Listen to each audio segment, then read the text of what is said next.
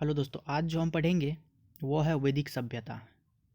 चलिए शुरू करने से पहले आप सबों का एक बार इस चैनल पे फिर से स्वागत है।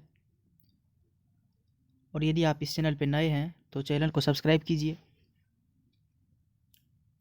लाइक कीजिए, शेयर कीजिए। तो चलिए पढ़ते हैं।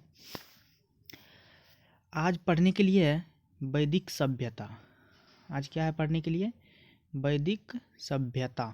देखिए दिख रहा है वैदिक सभ्यता। तो चलिए शुरू करते हैं।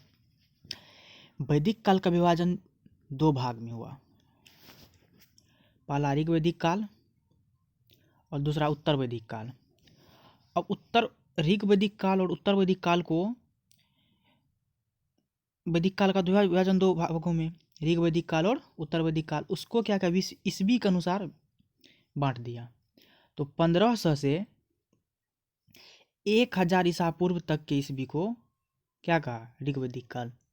1500 से 1000 ईसा पूर्व तक के काल को ऋग वैदिक काल, और 1000 से 600 ईसा पूर्व तक के काल को उत्तर वैदिक काल कहा। ठीक है, चलिए आगे। आर्य समाज जो है सर्वप्रथम पंजाब एवं अफगानिस्तान में बसा। कहाँ बसा था? तो सर्वप्रथम आर्य पंजाब और अफगानिस्तान में बसा। मैक्स मुलर ने आर्यों का मूल निवास स्थान मध्य एशिया को माना है। तो देखिए, मैक्स मुलर ने आर्यों का मूल निवास स्थान कहाँ माना है? मध्य एशिया को। मैक्स मुलर ने आर्यों का मूल निवास स्थान कहाँ माना है? मध्य एशिया को। आर्यों द्वारा निर्मित सभ्यता वैदिक सभ्यता कहलाई, और आर्यों के द्वारा जो सभ्यता निर्मित हुआ उस सभ्यता का कहा गया? वैदिक सभ्यता। देखिए, आर्यों द्वारा जो सभ्यता निर्मित हुआ उसे कौन सभ्यता कहते हैं? वैदिक सभ्यता कहते हैं। यह एक ग्रामीण सभ्यता थी। अब यह कौन सभ्यता थी? ग्रामीण सभ्यता थी। और आर्यों की भाषा कौन सा था? तो संस्कृत। आर्यों की भाषा जो थी वह कौन सी थी? तो वह थी संस्कृत। आर्यों की भाषा कौन सी थी? संस्कृत। नोट में देखिए, आर्य शब्द समूह, आर्य शब्द भाषा समूह को इंगित करता है। आर्य शब्द जो है कौन समूह को इंगित करता है? तो भाषा समूह को इंगित करता है। ठीक है, आगे चलिए। आर्यों के प्रशासनिक इकाई आरोही क्रम से इन 5 भागों में बटा था। जो 5 भाग निम्न है, कौन कौन था? तो कुल, दूसरा ग्राम, तीसरा विष, चौथा जन और 5वां राष्ट्र। आर्य के प्रशासनिक इकाई आरोही क्रम से 5 भागों में बटा था। वह भाग था, पहला था कुल, दूसरा ग्राम, तीसरा विष, चौथा जन और 5वां राष्ट्र। ग्रामीण के मुखिया ग्रामणी, और विष का प्रधान विषपति एवं जन के शासक राजन कहलाते थे। ग्रामीण का मुखिया कौन कहलाता था? ग्रामिणी। और विष का प्रधान कौन कहलाता था? विषपति। एवं जन के शासक कौन कहलाते थे? राजन कहलाते थे। राज्य अधिकारियों में पुरोहित एवं सेनानी प्रमुख थे। राज्य अधिकारी में कौन कौन प्रमुख था? तो पुरोहित एवं सेनानी। कौन कौन प्रमुख था? पुरोहित एवं सेनानी। वशिष्ठ रूढ़िवादी एवं विश्वामित्र उदार पुरोहित थे। वशिष्ठ रूढ़िवादी एवं विश्वामित्र कैसे पुरोहित थे? उदार दिल के पुरोहित थे वह। सूत रथकार एवं कमादी नामक अधिकारी रत्नी किए जाते थे। सूत अधिकारी एवं कनादी नामक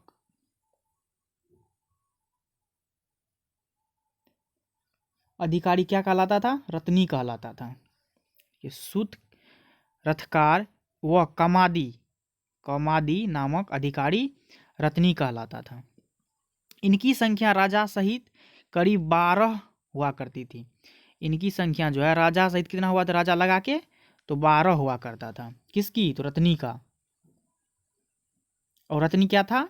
सूत रथकार व कम्मादी नामक अधिकारी, जिसे रत्नी कहते थे। और इनमें राजा भी शामिल थे। राजा लगाओ कितना होता था इतनी संख्या? तो 12। पूरब दुर्गपति एवं स्पष्ट जनता की गतिविधियों को देखने वाला गुप्तचर होते थे। पुरत जो है कौन सा गुप्तचर होते थे? दुर्गपति। और स्पष्ट कौन होते थे? तो जनता की गतिविधियों को देखने वाला गुप्तचर, यानी कि जो आजकल गुप्तचर जिसको आजकल की भाषा में नहीं सुने हैं, मतलब यहाँ का बात उसके पास चुपचाप किसी के पास बोल देता है, वही होता है गुप्तचर। अब है वाजपति। क्या है? वाजपति। गोचर भूमि का अधिकारी होता था। गोचर मतलब गाय के चरने वाली भूमि का वह अधिकारी होता था। कौन? तो वाजपति। वाजपति कौन होता था? गोचर भूमि का अधिकारी होता था। उग्र अपराधियों को पकड़ने का कार्य करता था। उग्र कौन सा काम करता था? अपराधियों को पकड़ने का कार्य करता था। उग्र कौन सा काम करता था? तो अपराधियों को पकड़ने का कार्य करता था। और वाजपति कौन होता था? तो गोचर भूमि का अधिकारी होता था। ऋग्वेद में किसी तरह के न्यायाधिकारी का उल्लेख नहीं है। ऋग्वेद में किसी भी तरह के न्यायाधिकारी का उल्लेख नहीं किया गया है। सभा एवं समिति। सभा एवं समिति राजा को सलाह देने वाली एक संस्था थी। सभा एवं समिति क्या थी? राजा को सलाह देने वाला एक संस्था थी। ये पॉइंट याद करने योग्य है। सभा एवं समिति राजा को सलाह देने वाली संस्था थी। प्रश्न पूछ भी सकता है, राजा को सलाह देने वाली संस्था कौन कौन सी थी? तो सभा और समिति। सभा श्रेष्ठ एवं सम्भ्रात लोगों की संस्था थी, जबकि समिति सामान्य जनता का प्रतिनिधित्व करती थी। सभा जो था श्रेष्ठ एवं सम्भ्रात लोगों की संस्था थी, जबकि समिति सामान्य जनता का क्या करता था? तो प्रतिनिधि करता था। तो कौन? समिति। और सभा कौन था? तो श्रेष्ठ एवं सम्भ्रात लोगों की संस्था। इसके अध्यक्ष को ईशान कहा जाता। इसके अध्यक्ष को ईशान कहा जाता था। स्त्रियां सभा एवं समितियों में भाग ले सकती थी। स्त्रियां क्या करती थी? सभा एवं समिति में भाग ले सकती थी। वह कौन सा वेद था? ऋग्वेद।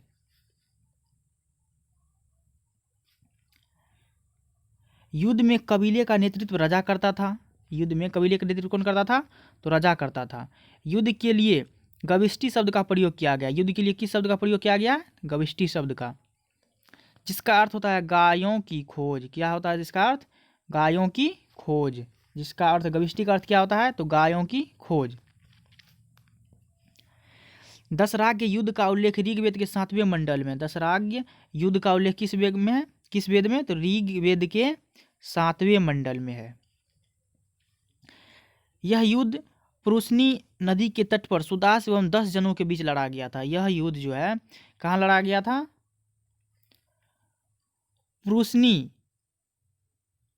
पुरुषनी नदी के तट पर सुदास एवं 10 जनों के बीच लड़ा गया था। सुदास और किसके बीच? तो 10 जनों के बीच लड़ा गया था। कौन सा युद्ध? दशराग्य युद्ध, जिसका उल्लेख ऋग्वेद के 7वें मंडल में है। क्या है जिसका? कहाँ है जिसका उल्लेख? ऋग्वेद के 7वें मंडल में, जिसमें सुदास विजयी हुआ था। और विजयी कौन हुआ था? तो सुदास। सुदास विजयी हुआ था और 10 हार गया था।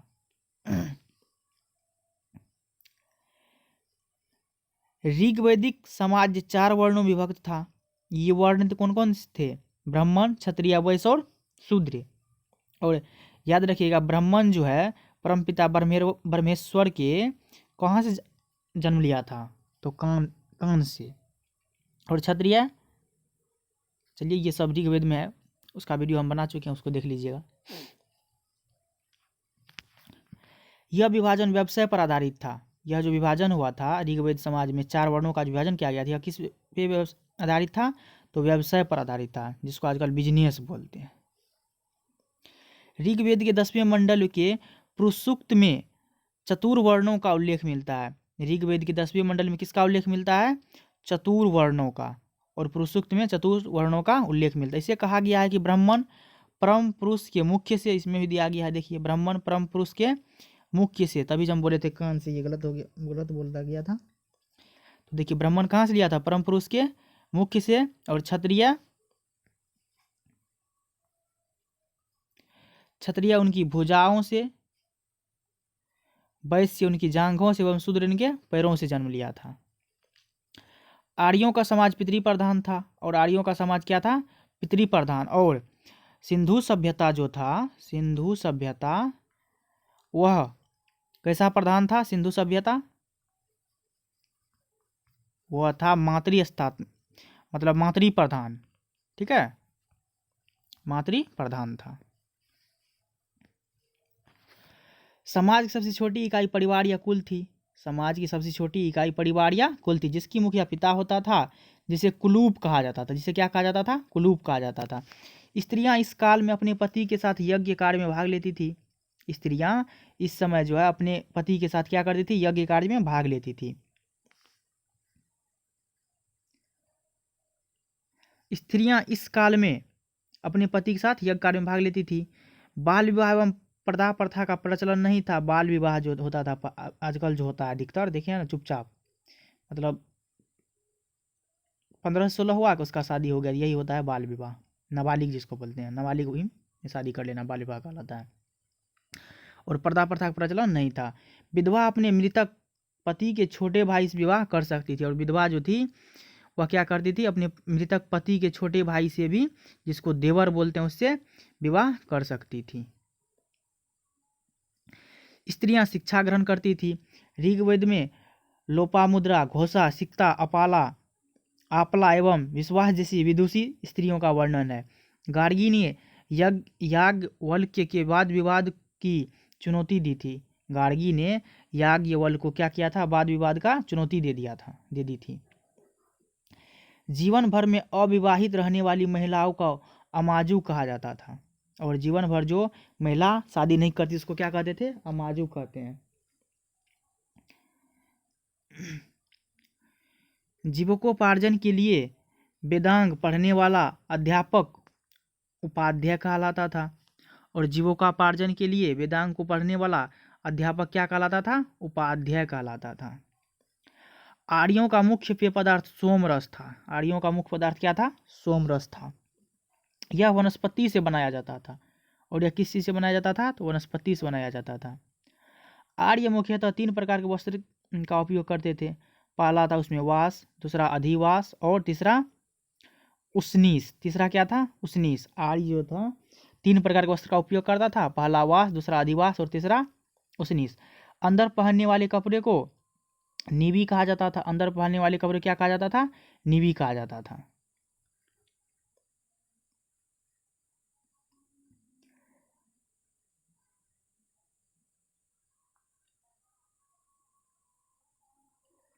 महर्षि कणाद को भारतीय परमाणुवाद का जनक कहा गया। महर्षि कणाद को क्या कहा गया है? भारतीय परमाणुवाद का जनक कहा गया है। आर्यों के मनोरंजन के मुख्य साधन थे संगीत, रथदौड़, घुड़दौड़ एवं द्रुत क्रीड़ा। आर्यों के मुख्य व्यवसाय पशुपालन और क्या था? कृषि था। आर्यों का मुख्य व्यवसाय कौन कौन सा था? पशुपालन और कृषि था। और ऋग्वेद का जो विभाजन हुआ था किसके आधार पे हुआ था? व्यवसाय के ही आधार पे हुआ था। गायों का धनिया न मारे जाने योग्य पशु की श्रेणी में रखा गया था। गाय की हत्या करने वाले या उसे घायल करने वाले के लिए वेदों में मृत्युदंड अथवा देश से निकालने की व्यवस्था की गई थी। आजकल भी ऐसा ही करना चाहिए। जहाँ जहाँ गौ का हत्या आता है और जो जो करता है उन सब को इस देश से बाहर निकाल देना चाहिए। आर्यों का प्रिय पशु घोड़ा तथा सर्वाधिक प्रिय देवता इंद्र था। आर्यों का प्रिय पशु कौन था? घोड़ा। और सर्वाधिक प्रिय देवता कौन था? इंद्र था। और मनुष्य ने सबसे पहले, एक बात है, मनुष्य ने सबसे पहले कौन सा जानवर को जी के हम पढ़े होंगे, मनुष्य ने सबसे पहले कौन सा जानवर को पालतू बनाया? तो वह जानवर है कुत्ता, जिसको आप लोग डॉग बोलते हैं। ठीक है। और आर्यों द्वारा खोजी गई धातु लोहा थी, जिसे श्याम अयस्क कहा जाता था। देखिए, आर्यों द्वारा जो खोजा गया था धातु वह कौन सा था? लोहा। लोहा यानी कि आयरन। आर्यों द्वारा जो खोजा गया था धातु वह कौन सा था? आयरन, लोहा, जिसको क्या कहा जाता था? श्याम अयस्क कहा जाता था। तांबे को लोहित अयस्क कहा जाता था। तांबे को क्या कहा जाता था? लोहित अयस्क। और लोहा को श्याम अयस्क। व्यापार हेतु दूर दूर तक जाने वाले व्यक्ति को पनी कहा जाता था। व्यापार करने के लिए जो दूर दूर तक जाते उसे क्या कहते थे? पनी कहते थे। ठीक है।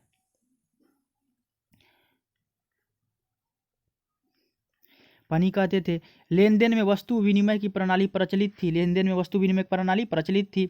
ऋण देकर ब्याज देने वाले व्यक्ति को वेकनौट कहा जाता था। ऋण देकर ब्याज लेने वाले व्यक्ति क्या कहा जाता था? तो वेकनौट कहा जाता, जिसको सूदखोर कहते हैं। मनुष्य एवं देवता के बीच मध्यस्थ की भूमिका निभाने वाले देवता के रूप में अग्नि की पूजा की जाती थी। ऋग्वेद में उल्लिखित सभी नदियों में सरस्वती सबसे महत्वपूर्ण तथा पवित्र मानी जाती थी।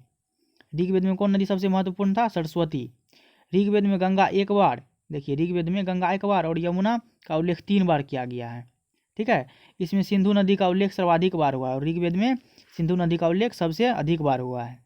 यहाँ है ऋग्वेदिक काली नदियाँ और उसका प्राचीन एवं आधुनिक नाम, इसको देख लीजिएगा, देख लीजिए। कुम्र का प्राचीन नाम था कुम्र और आधुनिक नाम क्या उसका? कुरम। कुभा का काबुल, बितस्ता का झेलम, आस्किनी का चिनाव, पुरुषनी का रावी, सुतद्री का सतलज, विपाशा का व्यास, सदनीड़ा का गंडक,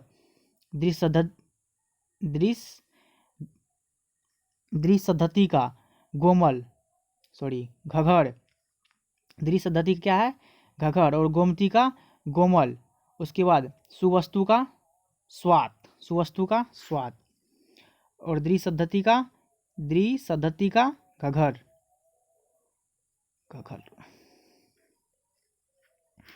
देखिए ऋग्वेद में उपनिषद की कुल संख्या कितना था? 108, महापुराण की संख्या 18 और वेदांत की संख्या 6। ये यहाँ पे ये पॉइंट है, इसको याद रखिएगा। चलिए thank you for watching this video. यदि आप मेरे चैनल पर नए हैं तो चैनल को सब्सक्राइब कीजिए और लाइक एवं कमेंट भी कीजिए। कैसा लगा वीडियो एक बार कमेंट में ज़रूर बताइएगा, जिससे हम आगे की वीडियो बनाने के लिए उत्तेजित हुए और आगे का वीडियो तुरंत बनाएं।